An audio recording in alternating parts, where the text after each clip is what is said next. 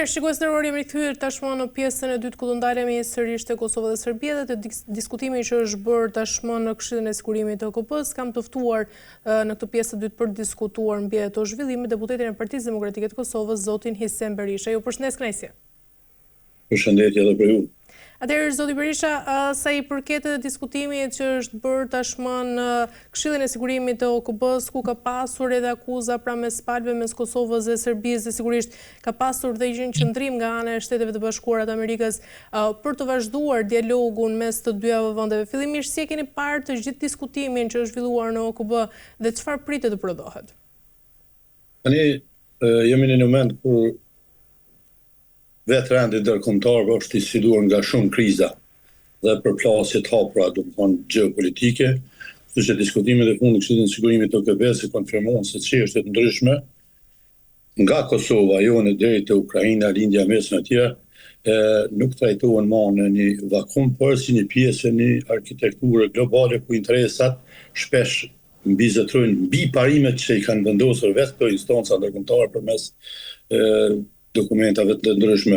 Seanca apo ai pjesa që përfshin debatin për Kosovën dëshmoj edhe njëherë si statusi dhe subjektiviteti ndërkombëtar i Kosovës vazhdon të jetë një pjesë e përplasjeve të këtyre qëndrimeve politike apo narrative që kanë shtetet dhe bllokë shtetesh në raport me Kosovën, por dhe me interesat që konvergjon Kosova në raport me aleatet. Në këtë rast po flas për SHBA. Pra, në njërin anë janë ato shtetet që qëndrojnë dhe që e njohin Kosovë, që janë pro Kosovë, se mbështesin realitetin e Kosovës si shtet i pavarur dhe sovran, dhe në anën tjetër janë ato subjekte ndërkombëtare apo shtete aktorë që për arsye të qarta gjeopolitike apo të interesave të tyre përpiqen ta relativizojnë një realitet pa kontestueshëm. Për ne kjo nuk është e re, as kjo çfarë ndodhi nuk ishte diçka e re.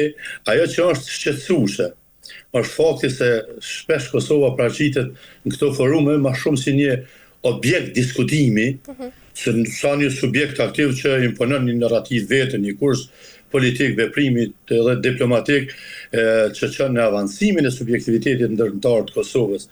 Pra problemi nuk qëndron tek mungesë të argumenteve, janë shumë të qarta, janë shumë të forta, janë edhe të mbështetura, por më shumë përshifet si një mungesë e një strategjie të qëndrueshme dhe të koordinuar shtetërore që do t'i artikulon të këto interesa apo këto argumente në mënyrë më proaktive dhe në mënyrë të vazhdueshme, jo të jetë të marrë një pozicion, të më thonë Kosova në diplomaci apo edhe në këto forume nuk mund të ketë një pozicion apo një reagues kështu reaktiv.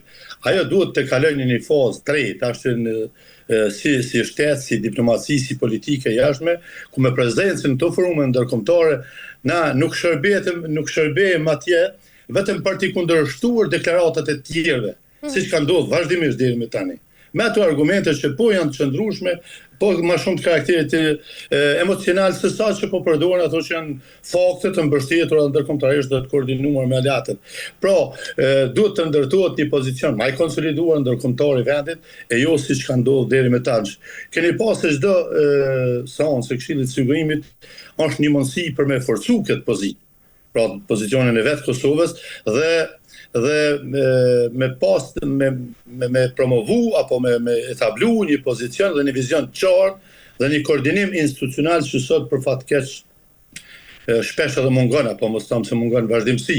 Edhe diskutimet që i pata atje për luftën në Ukrainë, vetëm e kanë thelluar edhe matej që panoramë që po mundohet me paraqit rreth OKB-s, të cilën më shumë të ka goditur edhe iniciativa dhe doktrina Trump në politikën e jashtme të SHBA-ve. Ato nuk janë thjesht pra debatet një konfliktit izoluar.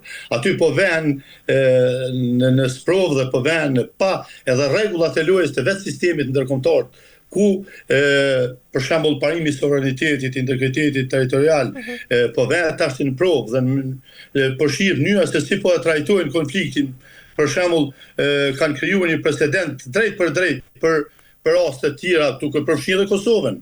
Pra, paradoksi i disa qëndrim ndërkombëtare shifet në faktin se në disa raste dënohet agresionin në një rast, kurse në anën tjetër tolerohen apo relativizohen qëndrime dhe narrativa apo politika, qasje politike që bien ndesh me të njëjtat parime që i promovon vetë OKB-ja. Për Kosovën, mendoj se kjo nën kupton dhe duhet të jetë mësim i nxjerrur për nevojën për një angazhim shumë më të madh diplomatik, për një mënyrë që të shmangë çdo ekuivalencë e rrezikshme politike dhe juridike që përpiqet të bëhet çështjes së Kosovës në raport me zhvillimet tani, qofshin ato në Ukrainë dhe pjesë caktuara diskutimet për statusin e tyre, apo mos flasim për lindjen e mesme ku s'konvergojmë me asnjë ngjashmëri.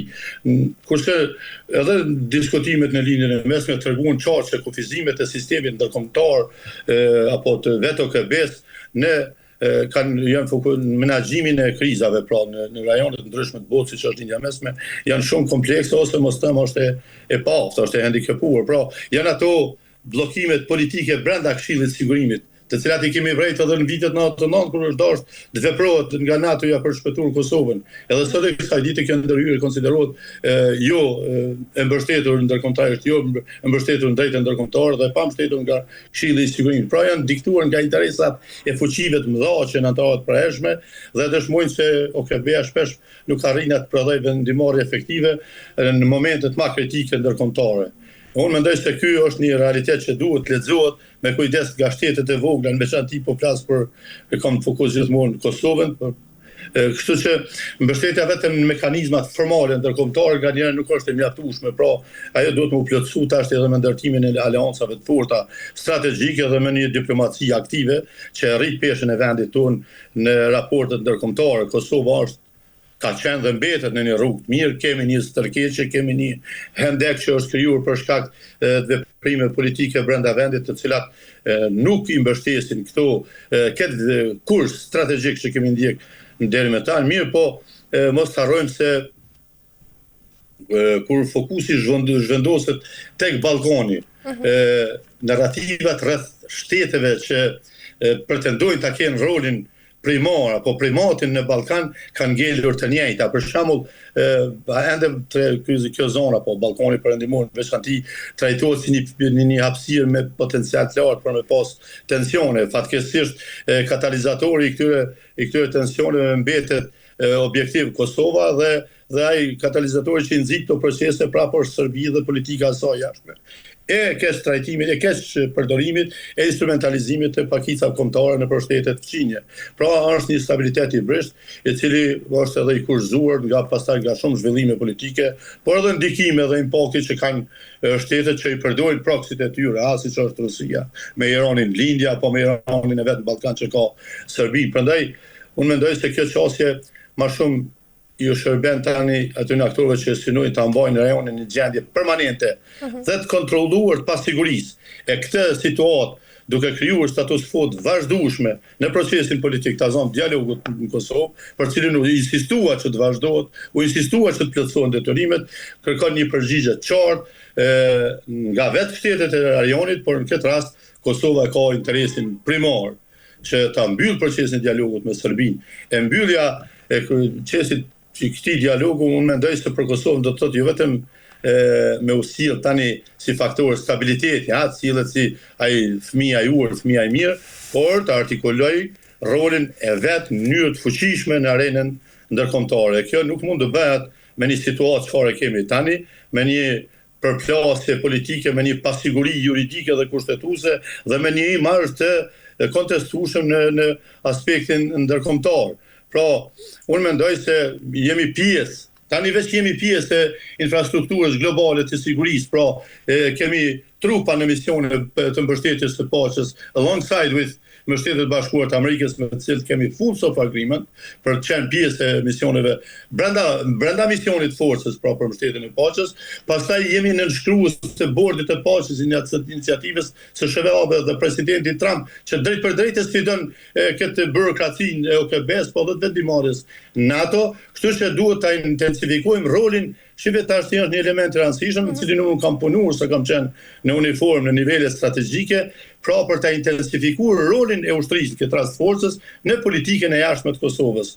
Kjo është me shumë rëndësi të arrijë Kosova dhe unë besoj që do të gjendet modalitet dhe do të gjendet njerëz adekuat me aftësi të caktuara që munden me rrit këtë rol.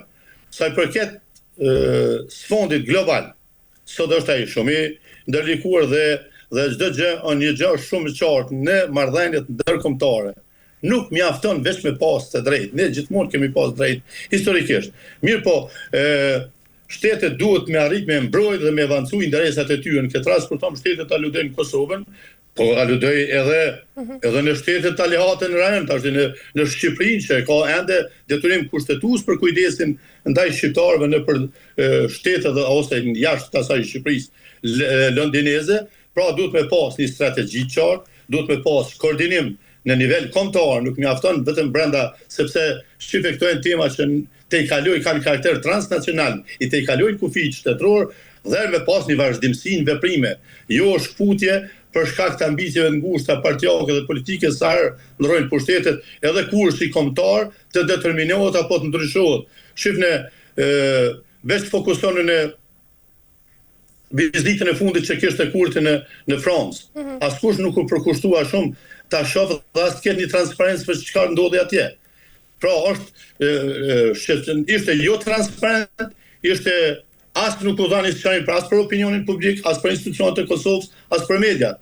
Agenda e takimit fatkeqësisht, tmerrsisht u bë e ditur nga një përfaqësues i një shteti që ka predisponim armiqësor ndaj Kosovës, pra nga presidenti i Serbisë Vučić, e bëri të qartë agjendën.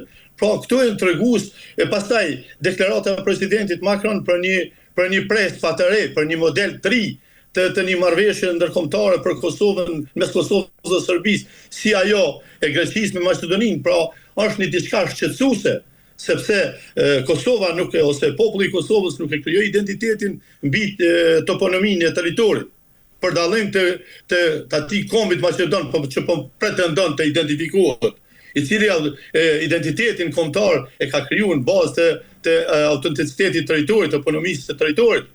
Por është konvergjencë, është në dy tre popujve, bullgar, grek, shqiptar. Dhe prandaj është i diskutueshëm dhe s'mund të ketë një pres pa Kosova s'ka nevojë për pres pa tre. Kosova ka kursin e veprimit politik dhe diplomatik të mbështetur nga Shtetet e Bashkuara të Amerikës, i cili kërkon mbyllje me një marrëveshje politike me Serbinë, njëjë ndërkombëtare dhe ratifikim kufish. Pra këto janë tema që unë mendoj se duhet përbëjnë shqetësim për ne, e tani në këtë rrethon çdo debat që zhvillohet në Këshillin e Sigurimit, pra qoftë për Kosovën, qoftë për Kërkininë e Mesme, qoftë për Ukrainën, duhet të shihet jo vetëm si një pasqyrë e realitetit ndërkombëtar, por si një test për vetë aftësitë tona për të vepruar si shtet. E ky është një test që nuk fitohet me këso retorika që nga njerë na emocionojnë kur flasin me do fjalime shkruara apo të konceptuara dhe me do pila revanshe ku ta diun se nxisin emocione të atij patriotizmit të kufizuar folklorik që kemi në karakterin ton, por duhet me pas një vizion të qartë, një organizim institucional të mirëfillt dhe stabil dhe permanent dhe një angazhim të vazhdueshëm diplomatik. Këto nuk bën me hove. Prandaj po ti referohemi vakancës institucionale që kemi, domethënë 25 ju dini që ka qenë një dështim total, mos e krimi institucione, por mos të harrojmë se edhe dikun nga vera vitit 24, dhe më thënë, shtatori e tutje kemi qenë në fushat realisht. Unë bajnë mend seanca në grupin tem parlamentar, kom qenë vetëm unë njerë në atë blokën e partisë. E mos flas për të tjera që zvinin fare, kjo subjekti më i fuqishëm. Pra kemi një vit e gjysmë po bëhet tani, por shtoj edhe ato 3-4 muajt e 24-s, jemi 2 vite pa institucione. Jemi 2 vite pa diplomaci, jemi 2 vite pa menaxhim të korrekt buxhetit, me format ndryshme të cilat po të bëhet një hetim i pavarur, të ishte ndërkombëtar, këtu do të ketë format ndryshme të krimit edhe institucional, edhe ndaj rendit kushtetues e tjera. Kjo nuk garanton dhe nuk jep kurfar perspektive. Qartë. Zoti Berisha, duke qenë se Kosova e kushtozon dialogun me drejtësi për sulmet që kanë ndodhur në Banjsk dhe në Ibër-Lepenc, duke kërkuar sigurisht përgjegjësi konkrete nga ana e Serbisë, mendoni se mund të ketë normalizim pas zbardhje në këtyre ngjarjeve të rënda dhe nga ana tjetër, sa reale shihni sot presionin amerikan dhe a mund të detyrohen palët të lëvizin për një marrëveshje dhe çfarë do të prodhonte sigurisht një takim ndoshta në Bruksel nga ana e kryeministrit Albin Kurti dhe presidentit serb Aleksandar Vučić? Qeve, Banjska është një ndër ato elementet kyçe që ka qenë një skenar i rrezikshëm, ka qenë një lloj miniature e ndërhyrjes së Rusisë në Donetsk e Luhansk të Ukrainës, gjëja për t'i mbrojtur atë komunitetin e vet aty, dhe pastaj i vendosi trupat në brendi dhe krijoi një vijë frontale, domethënë ku dhe filloi faktikisht lufta për invazion në territor.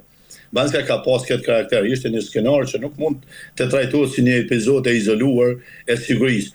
Pra, këtu kanë qenë, kjo ka qenë një pjesë e një arkitekturë më gjatë pas sigurisë, ku ndërthuan edhe interesat gjeopolitike, sepse nuk është e rastit, por edhe projektet rajonale të bashkëpunimit, mirë po edhe procesi dialogut, që në vend që të prodhon normalizim, ajo krijon një paqartësi strategjike dhe hapësirë për tensione të reja. Tani, në këtë kontekst, unë mendoj se bashkia ndërkombëtare ka obligim, duke pas parasysh formën se si organizu, armatimin, nivelin e koordinimit. Këtu kemi të tregu që kemi të bëjmë me një incident që nuk është spontan, por një operacion i strukturuar për ta shtrirë, nëse ata kanë quajtur akt terrorist, pastaj e quajtën individ të armatosur nga Bashkimi Evropian dhe e relativizuan e minimizuan dhe sot Vučići thotë ta janë qytetar të Kosovës, sepse Radojići që u vendos në krye të atij grupi, që ishin oficer të liruar 6 muaj më parë, domethënë dokumentet, vendimet i kishin retroaktivisht 6 muaj më herët, të gatshëm të nënshkruan që të mos involvojnë ushtrinë e Serbisë dhe ishin në veprim në operacion. Kishin vunë në krye një Radojići sepse ishte nga Gjakova. Ishte një qytetar i Kosovës, ashtu kështu, ishte nën kryetar një subjekti politik që është subjekt parlamentar në Kosovë, dhe deshin t'i japin adutin Vučići ta prezantoj si pakënaqësi e qytetarëve të serb të Kosovës, se ndjen të diskriminuar ku ta diune. Mirë po, për mua në vlerësimin tim dhe analizën time ka qenë një skenar, por konkludoj se që këto ishin operacione me mesazh qartë politik. Dhe këtë mesazh duhet spari ta marrin aleatët ndërkombëtar që po mbështesin Kosovën, apo që po ndërmjetësojnë procesin e dialogut dhe përmbylljen e procesit politik Kosovë-Serbi. Këtu u tentua pasoja strategjike apo konsekvenca nga ky operacion. Së pari kthimi i dimensionit të sigurisë së lartë në veri. Pra për të zhvendosur situatën nga tensionet civile si kanë qenë ato pakënaqësi ku ta diun me zgjedhjet dhe me trajtime tjera, jo zyra për pagesa këto të karakterit teknik, në një kërcënim të organizuar tani që domethënë e rrit tensionin edhe në tavolinën e bisedimeve nestra, po dialogut e rrit tensionin për të gjetur një zgjidhje që e arsyton planin franko-gjerman dhe vetë menaxhimin apo statusin special të objekteve religjioze. Kjo nuk është rastësisht dhe prandaj është nisur drejt për drejt nga Beogradi dhe është një skenar që e kam quajtur atëherë dhe përsëris sot, i 4 shes që ulej në tavolinën e bisedimeve ndërmjetit ndërkombëtar Borrell dhe Lajçak, që vinë të dy nga dy shtetet që dhe sot e kësaj dite e sabotojnë Kosovën dhe njohjen e saj, dhe Vučić dhe Kurti, të cilët që të dy nuk e njohin pavarësinë e Kosovës, ai për arsyet e veta, ky për atë arsyeën e tij patriotike të Bashkimit Kombëtar, edhe që e din fort mirë se është jashtë kontekstit kushtetues, por edhe dokumentet ndërkombëtare që kanë sjellë të pavarësia. Tjetër çka ishte kjo? Ishte një testim i kapacitetit institucional të Kosovës, por edhe të partnerëve ndërkombëtar. Përfshi edhe reagimin e strukturave të sigurisë në Kosovë, siç janë policia e Kosovës, EULEX që është prezent, KFOR-i që pastaj ka mandat kur krijohet ambient pasigurie, por edhe vetë AKI-s. Dhe tjetër që kishim ishte ky mesazh politik për procesin e dialogut, duke vendosur sigurinë si instrument të presionit në Kosovë. Dhe këto të gjitha nuk i kontribuojnë pastaj një zgjidhje të qetë, pragmatike, një zgjidhje që krijon stabilitet afatgjatë dhe i mundson Kosovës me ecë si shteti i pavarur përpara, siç ishte tazom marrëveshja Washingtonit, apo siç ishte marrëveshja Brukselit all in one, ku mos zbatimi i një marrëveshje nuk kupton se s'ka zbatuar asgjë. Pra duhet të gjitha të zbatohen, dhe kjo sulli pastaj në shtrirjen e këtij skenarit pasigurisë, i cili në fund doli me atë ofertën politike të qeverisë aktuale për një reformatim dialogu dhe të marrëveshjeve e që na solli në planin franko-gjerman me pikën 7T dhe në statutin e asociacionit, që promovon atje një autonomi territoriale, politike për komunitetin serb, pra vetë menaxhimi e kam thënë dhe po përsëris, është kërkesa e një komuniteti etnik për të jetuar autonom apo i pavarur brenda territorit një shteti tjetër. Tipike për këtë çfarë po ndodh ndëri. Dhe tani zoti Kurti ju e pat presionin në Këshillin e Sigurimit të zbatohen detyrimet e marra, nga këto marrëveshje që janë antikushtetuese. Dhe këto detyrime do të sjellin në cenim të integriteti territorial dhe shtrirjes së sovranitetit politik në territor, sepse ajo i referohet rezolutës 1244, nuk i referohet as kushtetues dhe as deklaratës pavarësisë. Dhe ka arbitër ndërkombëtar për çdo përplasje të qeverisë Kosovës së Ëndrës me atë krijesë tre politike dhe territoriale. Dhe kjo ne kupton se kemi bëjmë me një strukturë paralele të brenda territorit të Kosovës. Kështu që këto zhvillime na çojnë në një model të veprimit hibrid, ku ndërthuan elemente edhe të sigurisë, edhe të sabotazhit, nëse referohemi pastaj kanalit të Lepensit kur u vendosën. Imagjinoni sikur të dëmtohej diga e liçenit, pasojat janë katastrofale për Kosovën, janë fundos. Sepse edhe termocentrali, pra energjia si aseti më strategjik, edhe pse në limite funksionon mbi atë ujë. Pastaj marrëveshja e Washingtonit e trajton në mënyrë specifike Ibrin, sepse këtu është thembra e akidit për Kosovën. Lumi Ibër ka viti bifurkative dhe është aseti më strategjik i shtetit tonë, përkundër faktit që flasim ne për Sanxhillin e Kutadiune. Ky është aseti strategjik i vendit. Kështu që pastaj ka një përpjekje për ta krijuar në mënyrë të vazhdueshme një realitet paqëndrueshëm, i cili mund të përdoret edhe në tavolinën e negociatave, siç thash, për ta bërë presionin ndaj Kosovës që të krijohen kompromise të reja në emër të një paqeje. E kjo Kosovës nuk i shërben më, sepse Kosova e ka njeh një kurs politik që ka sjellë deri te një marrëveshje finale që pritej të ndodhte sikur të mos ishte kursi politik i devijuar tërësisht nga kursi i veprimit politik që pas Kosova në garancën e Shtetit Bashkuar të Amerikës. Pra duhet tani këtu na është rritur shumë roli i aktorëve të jashtëm. Edhe më shumë po shkohet në menaxhimin e krizave dhe ndjekën një pas një të këtyre zhvillimeve brenda Kosovës, sesa gjithmonë duke afatëruar ndërmjetësimit të Bashkimit Evropian në rolin që ka luajtur në dialogun mes Kosovës dhe Serbisë, duke i dhënë një dimension krejtësisht tjetër. Tani kushtu Kosova trajtohet vetëm mas pari nuk shihet absolutisht si subjekt i barabartë. Pastaj mbetet tani janë hapur të gjitha çështjet edhe të karakterit teknik që lidhen me to, dhe ngrit dilemen a kemi të bëjmë këtu me një normalizim raporti apo thjesht po punohet në relativizimin e shtetësisë Kosovës. E kur kihet parasysh oferta politike e kësaj klase të qeverisë që është sot, duke shkëndruar në pushtet mënyrë Kutadiune, dhunshme sepse asnjë palë zgjedhje nuk e kanë legjitimuar ende, për shkak të krizës institucionale dhe kushtetuese, unë mendoj se këtu kemi të bëjmë me atë tendencën për të na kthyer në ofertën e cila e mundsoi tërheqjen e Serbisë, administratës serbe, ushtrisë dhe policisë në vitin 99, e që ishte një republikë e tretë. Atëherë ishte Serbia mali zi dhe planifikoi Kosova, që ishte oferta e Miloševićit që ja dha Holbrooke në atë kohë, më shumë se autonomi, më pak se pavarësi. Ky është rreziku që po pret Kosovën. Prandaj kjo katërshe e paqartë strategjike që ishin ulur në tavolinën e bisedimeve deri në vitin 25. Unë mendoj se duhet të ndalen. Kosova duhet të luftojë për njërin e pavarësisë dhe ratifikimin e kufijit me Serbinë dhe jo të fokusohet vetëm në menaxhim të krizave që i pradhojnë mënyrë të harmonizuar Beogradi me Prishtinën për interesat e mbetjes në pushtet. Vučićin Beograd e Kurti këtu në Kosovë.